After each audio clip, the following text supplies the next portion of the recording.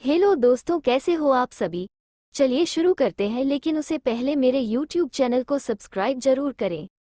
वैष्णवी यह सुनकर थोड़ा सा घबरा गई, लेकिन वह जानती थी कि वेदांश उसे ये सवाल तो जरूर पूछेगा, इसलिए उसने अपनी घबराहट को भी जल्दी से छुपा लिया और सीरियस होकर बोली, पहले तुम ये बताओ, आखिर उस रात तुम्हारे साथ हुआ क्या था।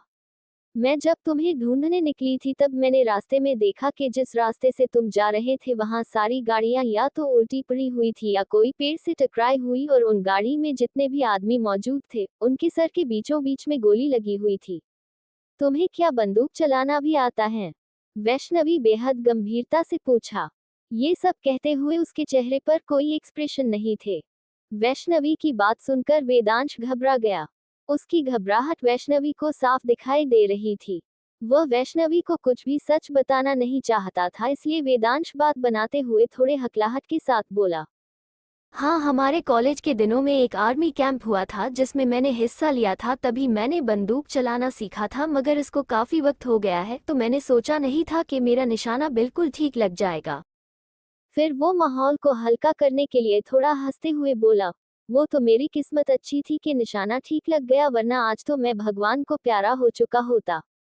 उसने भले ये बात मजाक में कही हो, मगर वैष्णवी को ये बात बहुत बुरी लगी।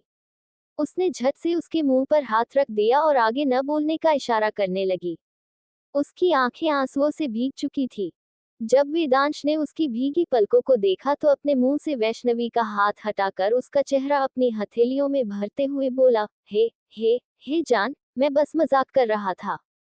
तुम रोने क्यों लगी? और उसके आंसुओं को पोंछा।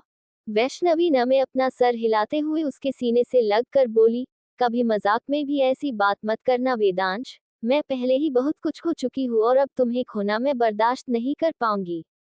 ये कहते हुए उसके हाथों की पकड़ वेदांश की शर्ट पर कसती जा रही थी। कुछ देर यूं ही खेलने के बाद वैष्णवी को अचानक से कुछ याद आया। वैष्णवी यह सुनकर थोड़ा सा घबरा गई, लेकिन वह जानती थी कि वेदांश उसे ये सवाल तो जरूर पूछेगा, इसलिए उसने अपनी घबराहट को भी जल्दी से छुपा लिया और सीरियस होकर बोली, पहले तुम ये बताओ, आखिर उस रात तुम्हारे साथ हुआ क्या था। मैं जब तुम्हें ढूंढने निकली थी तब मैंने रास्ते में देखा कि जिस रास्ते से तुम जा रहे थे वहां सारी गाड़ियां या तो उल्टी पड़ी हुई थी या कोई पेड़ से टकराई हुई, और उन गाड़ी में जितने भी आदमी मौजूद थे उनके सर के बीचों बीच में गोली लगी हुई थी। तुम्हें क्या बंदूक चलाना भी आता है? वैष्णवी बेहद गंभीरता से पूछा। ये सब कहते हुए उसके चेहरे पर कोई एक्सप्रेशन नहीं थे। वैष्णवी की बात सुनकर वेदांश घबरा गया। उसकी घबराहट वैष्णवी को साफ दिखाई दे रही थी। वह वैष्णवी को कुछ भी सच बताना नहीं चाहता था, इसलिए वेदांश बात बनाते हुए थोड़े हकलाहट के साथ बोला, हाँ, हमारे कॉलेज के दिनों में एक आर्मी कैंप हुआ था जिसमें मैंने हिस्सा लिया था। तभी मैंने बंदूक चलाना सीखा था, मगर इसको काफी वक्त हो गया है, तो मैंने सोचा नहीं था कि मेरा निशाना बिल्कुल ठीक लग जाएगा। फिर वो माहौल को हल्का करने के लिए थोड़ा हंसते हुए बोला, वो तो मेरी किस्मत अच्छी थी कि निशाना ठीक लग गया, वरना आज तो मैं भगवान को प्यारा हो चुका होता।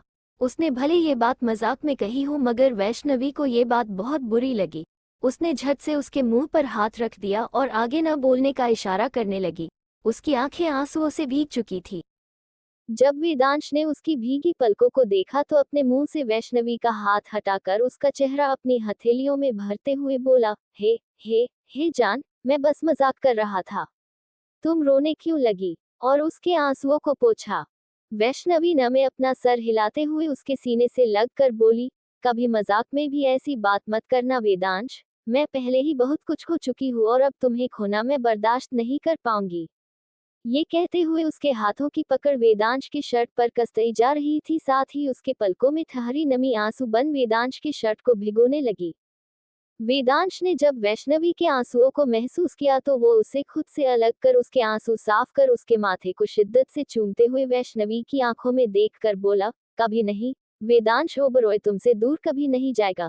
तुम चाहोगी तब भी नहीं, और जिस तरह तुम मुझे खोना बर्दाश्त नहीं कर सकती वैसे ही मैं भी तुम्हें खोना बर्दाश्त नहीं कर सकता। मुझसे कभी दूर मत जाना वैष्णवी, कभी नहीं। वैष्णवी एक बार फिर उसके गले लग उसे मजबूती से थामते हुए बोली, कभी नहीं। दोनों एक दूसरे के आलिंगन में काफी सुकून से थे। कुछ देर यूं ही एक दूसरे की बाहों में खड़े रहने के बाद वैष्णवी को अचानक कुछ याद आया तो वो बोली, लेकिन तुम आखिर किडनैप कैसे हुए? ये तो तुमने बताया ही नहीं। लेकिन उसे पहले मेरे YouTube चैनल को सब्सक्राइब जरूर करें। वेदांश वैष्णवी को उसी तरह थामे हुए उसके सर पर अपनी थुदी टिकाते हुए बोला, मैं उस दिन तुमसे मिलने ही ऑफिस आ रहा था तभी। कहते हुए वेदांश उन पलों में खो गया जब उस पर हमला हुआ था। वेदांश वैष्णवी को उसी तरह थामे हुए उसके सर पर अपनी थुदी टिकाते हुए बोला, मैं उस दिन तुमसे मिलने ही ऑफिस आ रहा था तभी। कहते हुए वेदांश उन पलों में खो गया जब उस पर हमला हुआ था। फ्लैशबैक, जब वेदांश वैष्णवी से मिलने के लिए निकला तो उसके पीछे कई सारी गाड़ियां लग चुकी थी, लेकिन वो इस बात से अनजान था। और जब उसे पता चला तो उसने अपनी शूटिंग स्किल्स से बहुत सी गाड़ियों को नष्ट कर दिया और बहुत से आदमियों को गोली मार वही खत्म कर दिया। मगर तभी आधे आदमी जो बच गए थे दूसरी गाड़ियों में, वो सभी गाड़ियां गायब हो गई। वेदांश बैकव्यू मिरर में गाड़ियों को न देख खुद से बोला, ये सब अचानक किधर चले गए? अभी तो मेरे पीछे ऐसे पड़े थे जैसे मैंने इनकी पूंछ में आग लगा दी हो, और अब अचानक गायब। लेकिन फिर कुछ सोच वो फिर से खुद ही बोला, लगता है मेरी फाइटिंग स्किल्स देखकर भाग गए। चलो अच्छा है पीछा छूटा आफत से। अब जल्दी से घर जाता हूँ, माँ मेरा इंतजार कर रही होगी। इतना बोल उसने अपनी कार की स्पीड बढ़ा दी और तेजी से ड्राइव करने लगा। तभी अचानक से कहीं से धुआं आया जो वेदांश की गाड़ी के चारों तरफ फैलने लगा। इतना धुआं अचानक देख वेदांश घबरा गया। उसे तो लगता कि वो आदमी डर कर भाग गए हैं, लेकिन ये क्या? ये सब तो उस पर छुपकर वार रहे थे। जब तक वेदांश कुछ समझ पाता उसके आसपास धुआं इतना फैल चुका था कि उसे कार के बाहर कुछ भी नजर नहीं आ रहा था।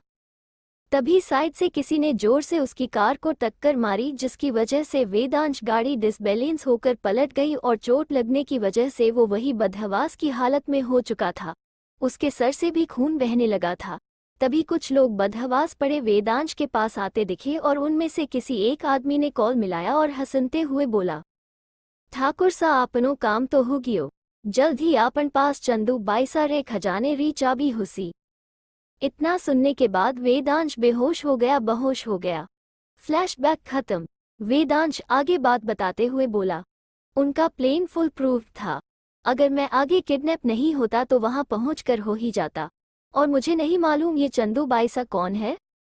वैष्णवी वेदांश की बातें सुनकर सोच में डूब गई और सोचने लगी, ये चंदू बाईसा क्या मेरी माँ चंद्रकला है? लेकिन उनका वेदांश से क्या संबंध है? ये पहली सुलझने के बजाय और भी उलझती जा रही है। वैष्णवी आगे सवाल करते हुए बोली, तुम तो दिल्ली में ही बड़े हुए हो, फिर तुम्हें राजस्थानी इतने अच्छे से कैसे बोल लेते हो? वेदांश जवाब देते हुए बोला, वो इसलिए क्योंकि मेरी मम्मी राजस्थान से थी, लेकिन शादी के बाद दिल्ली ही रहने लगी। लेकिन जब भी वो अपने रिश्तेदार से बात करती तो राजस्थानी बोलती और मुझे ये भाषा पसंद आए तो मैंने भी सीख ली।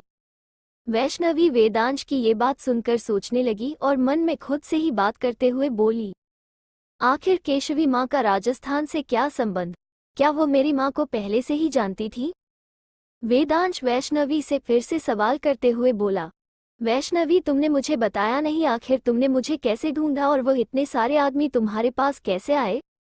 वैष्णवी पहले से ही इन सभी सवालों के लिए तैयार हो गई थी और उसे मालूम था कि उसे क्या जवाब देना है। वो वेदांश की आंखों देखते हुए बोली, मैंने उस दिन तुम्हारे फ़ोन से तुम्हारी लोकेशन को मेरे फ़ोन में भेज दिया, जिससे मैं तुम्हारी लोकेशन आसानी से ट्रैक कर पाए। उस दिन ना जाने क्यों मुझे कुछ गलत होने का एहसास हो रहा था, इसलिए मैंने तुम्हें कॉल किया पर तुम्हारा कॉल नहीं लगा, जिस वजह से मुझे घबराहट होने लगी। मेरा एक दोस्त है जिसके पास गुंडों की एक गैंग है। मैंने अपने दोस्त से मदद मांगी और वह मदद के लिए तैयार हो गया। वेदांश वैष्णवी की इस बात से हैरान रह गया और वह वैष्णवी की फिक्र करते हुए बोला, तुम्हें नहीं लगता ऐसे लड़कों से दोस्ती रखना कभी तुम्हारे लिए खतरनाक हो सकता है? वैष्णवी जवाब देते हुए बोली, हाँ लेकिन बिजनेस में तो तुम जानते हो कभी कभी घी सीधी अंगुली से नहीं निकलता और ऐसे में हमें टेढ़ा रास्ता ही अपनाना पड़ता है। तब अगर ऐसे दोस्त हो तो सही रहता है। वैसे भी तुम चिंता मत करो, वह मेरा सबसे अच्छा दोस्त है और मैं उसे अच्छे से जानती हूँ। बाकी अगर उसने कुछ भी किया तो मैं खन्ना परिवार को बेटी हूँ। चुटकी बजाकर ही मैं फौज खड़ी करने की ताकत भी रखती हूँ। वेदांश वैष्णवी के कॉन्फिडेंस को देख मुस्कुराया और उसे भी ये मालूम था कि खन्ना परिवार के पास इतना पैसा और ताकत है कि वह चाह तो एक बार में ही देश की सरकार तक को पलट दे। उसे समझ आ रहा था वैष्णवी कितनी होशियार और समझदार लड़की है। वेदांश फिर से अपने सवालों का सिलसिला जारी रखते हुए बोला, मुझे ये समझ नहीं आ रहा कि तुमने मेरे फ़ोन की लोकेशन कब अपने फ़ोन में ट्रांसफ़र की और मुझे कैसे पता नहीं चला। वैष्णवी को उम्मीद थी कि वेदांश उसे ये सवाल जरूर पूछेगा, इसलिए उसने पहले से ही अपना जवाब तैयार रखा हुआ था। वो वेदांश के नाक को पिंच करते हुए बोली, मेरे भोले से वेदू, उस दिन कमरे में जब तुम वॉशरूम गए थे तो मुझे तुम्हारा फ़ोन दिखाई दिया और मैं भी देखना चाहती थी कि तुम मेरे अलावा किसी और लड़की से तो बात नहीं करते हो और मेरे अलावा किसी और को तो नहीं फंसा रखा ना, इसलिए मैंने तुम्हारा फ़ोन चेक किया, लेकिन मुझे तो हैरानी हुई कि तुम्हारा फ़ोन लॉक नहीं था, बस उसी का फ़ायदा उठाया मैंने। मैं तुम्हारा लोकेशन अपने फ़ोन पर शेयर कर दिया ताकि तुम जहाँ भी हो मुझे पता चल जाए और साथ ही मैं तुम पर नज़र रख सकूं। इतना बोलकर वैष्णवी मुस्कुरा दी और वैष्णवी को ऐसे मुस्कुराते देखकर वेदांश के चेहरे पर भी मुस्कान खिल उठी। लेकिन वेदांश अपनी मुस्कान छुपाते हुए और झूठी नाराजगी दिखाते हुए बोला, क्या तुम्हें मुझ पर विश्वास नहीं? मैं तुम्हारे होते हुए क्यों दूसरी लड़की को देखूंगा? वैष्णवी वेदांश के दोनों गालों पर बारी बारी चूमते हुए बोली, विश्वास तो मुझे खुद से ज्यादा है, मैं तो बस मजाक कर रही थी। मैंने लोकेशन इसलिए की ताकि अगर कोई परेशानी हो तो मैं तुम्हारे पास जल्द ही पहुंच सकूं और मदद कर सकूं।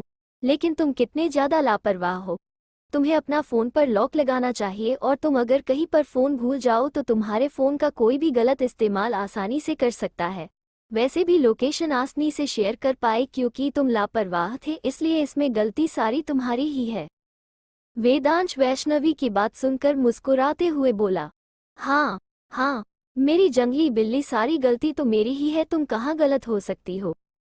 मेरी जंगली बिल्ली सुनकर वैष्णवी हंसने लगी और वो प्यार से वेदांश के गाल खींचते हुए बोली, वैसे तुम सवाल बहुत करते हो। वेदांश मुस्कुराते हुए बोला, आखिर तुम मेरे होने वाली पत्नी हो तो मेरा पूरा हक है तुमसे सवाल करने का। वैष्णवी जवाब देते हुए बोली, हाँ ये तो है, चलो तुम्हें भूख लगी होगी ना, मैं कुछ खाने के लिए मंगवा देती हूँ। वेदांश को सच में बहुत ही तेज भूख लग रही थी, इसलिए वो मुस्कुराते हुए हाँ में सर हिला दिया। वैष्णवी ने एक नौकर को बुलाया और उसे खिचड़ी लाने का ऑर्डर दिया। वेदांश खिचड़ी का नाम सुनकर मुंह बना लिया। आखिर ये चंदू बाईसा कौन है? क्या वैष्णवी सही सोच रही है? कहानी को आखिर उलझती जा रही है। आखिर वैष्णवी वेदांश को कैसे खिचड़ी खाने के लिए बनाएगी? आगे क्या होगा जानने के लिए बने रहे हमारे साथ इस कहानी में। और कहानी पसंद आए तो जरूर लाइक, थम्स अप का चिन्ह करें और कमेंट स्पीच बलून भी। धन्यवाद।